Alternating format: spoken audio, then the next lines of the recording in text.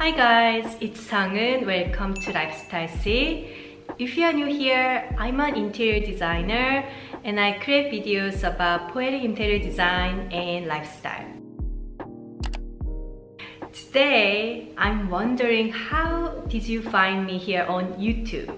My Wabi-Sabi kitchen tour video or my thrifting, furniture and home decor for my Wabi-Sabi home video.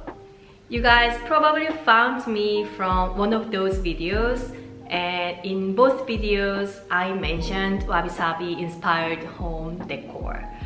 And it is actually one of my favorite design styles for many reasons. Also, it seems that you guys are into that style as well. So today I'd like to talk more about Wabi-Sabi in depth and explain how to bring Wabi-Sabi aesthetics into your home.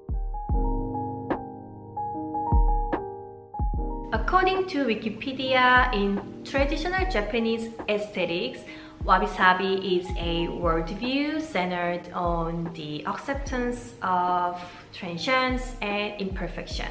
The aesthetic is sometimes described as one of beauty that is imperfect, impermanent, and incomplete. For your better understanding, Wabi-Sabi combines two words. Wabi means rustic simplicity, freshness, quietness, or understated elegance.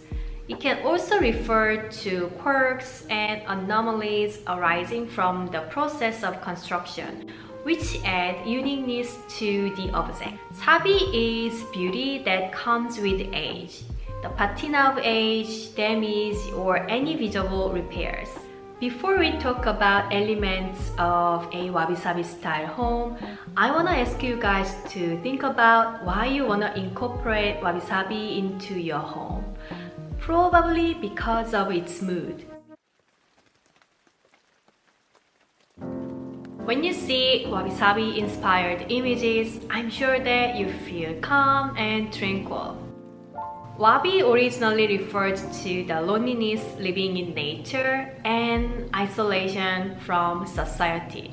It changed its meaning to a more positive one over time, but Wabi-Sabi refers to a quality of austere and serene beauty, expressing a mood of spiritual solitude recognized in Zen Buddhist philosophy.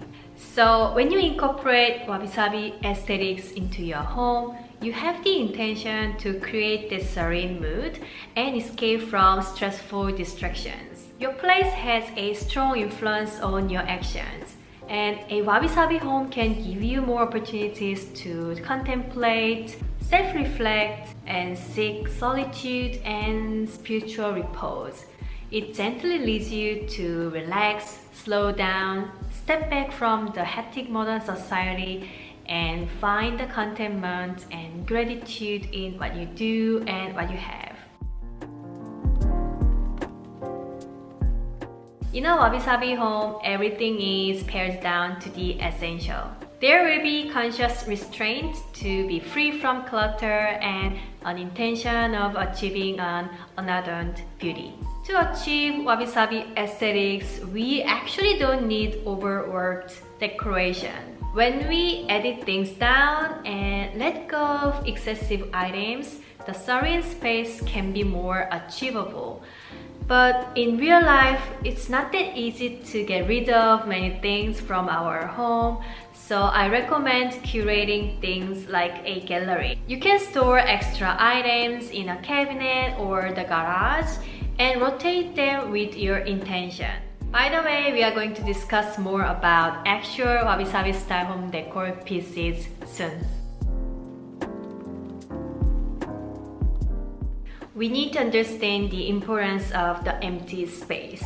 When you want to accentuate something, there should be a conscious empty space.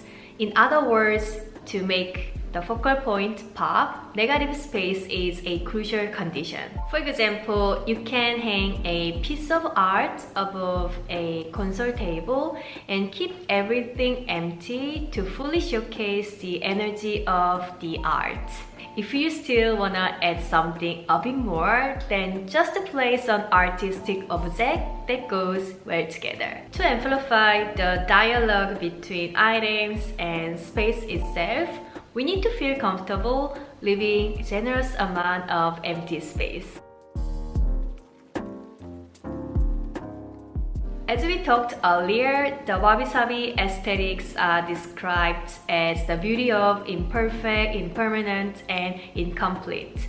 Those three characteristics are quite blended. Let's take some examples. You can get imperfect shape of objects, vases, or trays which are asymmetry or irregular. You can possibly find those imperfect items from thrift stores because some people hand make pieces and share with the world. Or you can try to make imperfectly beautiful pieces yourself. Because those items can be a one-of-a-kind piece, it evokes a fresh impression of unconventional beauty. Although you get a new piece, it will be on or have imperfections. As you use them over time, you will end up bringing a unique character to the piece, as long as it's made of beautiful natural materials. So don't be afraid to use things and make them look weathered in your everyday life.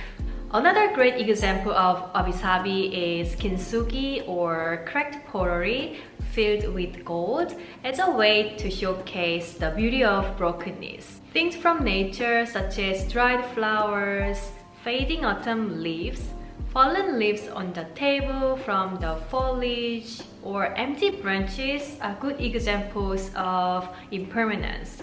Such traces remind us that nothing is permanent. We can also find beauties from unfinished materials such as undyed natural fabric. It will be beautifully torn and may have stains as time goes by. There will be lots of character and story in it, and we can open numerous possibilities.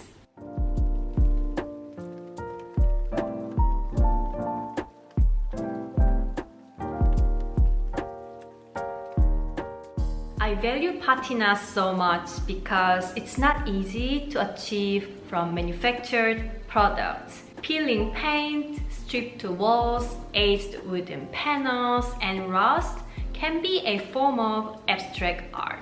If you do some legwork, you can find those patinas at a very affordable price. Go to a local garage sale and search in the corner of thrift stores with an open mind. Find a unique quality that was produced by passage of time. They will become even more interesting as they exhibit changes that can be observed over time. Although Wabi-Sabi philosophy seeks restraint, simplicity, it's quite generous to use various natural materials in one place. Noble organic materials are fundamental to the Wabi-Sabi aesthetic. Natural fabrics that provide tactile textures with warmth are good examples, such as gauze, jute, hemp cloth, or linen. Originally, the walls of Wabi-Sabi space are made of earth and mud. It left a beautiful texture and changes as time goes by.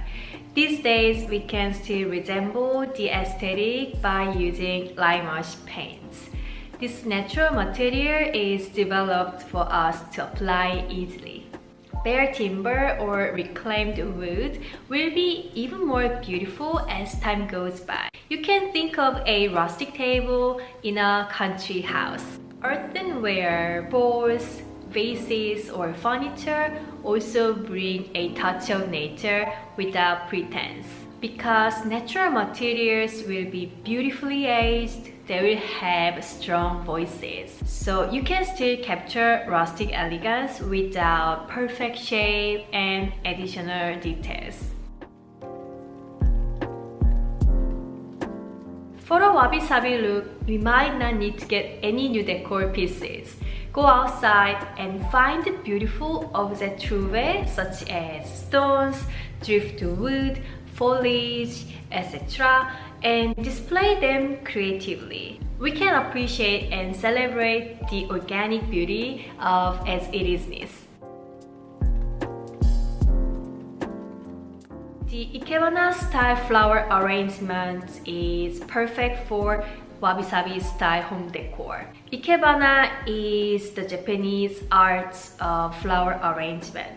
Ikebana uses as few stems and leaves as possible, which creates a perfectly harmonized balance with its surroundings and highlights the flower's beauty. I think that this can be a good example of how to create a focal point in a poetic way. There are some basics out there to help you achieve the ikebana flower arrangement effortlessly, or you can just put one stem in a sculptural vase like an art piece. Because wabi-sabi represents the passage of time, the materials and colors can be faded or get darker. Also, natural materials tend to have softer tones, so we can bring more earthy, muted, and mellow colors into the home. Painting the wall is an effective way to change the mood, even though you change only one side of walls in the room. Lime wash paint will be a great choice for the wabi-sabi look. And you can choose colors that have yellowish or greenish undertones to achieve a down-to-earth and intimate atmosphere. To achieve wabi-sabi aesthetics, you don't actually need a room that is flooded with sunlight. For the calm and muted mood, it's better to have diffused soft light through screens or curtains. Sometimes light itself isn't as important, but with shadows, it creates a magical, splendid scene. Imagine the shadow of leaves creating natural kinetic art in the room. When I found this concept, I felt enlightened and started to enjoy what I already had, not focus on what I don't have. That's why I recommend to incorporate some of the wabi-sabi aesthetics, especially within rental homes. Although things in your home might not be as perfect as you want, you can enjoy the small details and celebrate the beauty of everyday life. Also, many of us are in the situations where we can't live in an authentically aged space, but it's okay to understand the wabi-sabi concept and philosophy and instill it into our homes and lives over time. Let our wabi-sabi home and spirit evolve in a natural way. As I'm not an expert of wabi-sabi, I can't cover everything in this short video, so I will leave more resources in the description box below. I hope you find some inspiration for your wabi-sabi home decor. Please let me know what you think about wabi-sabi and what you like the most about wabi-sabi in this video. If you like this video, please give it a big thumbs up and subscribe to the channel. I'm heading to have 1000 C family members, so it will motivate me to create even more of this kind of video. Thanks guys, and see you very soon. Bye!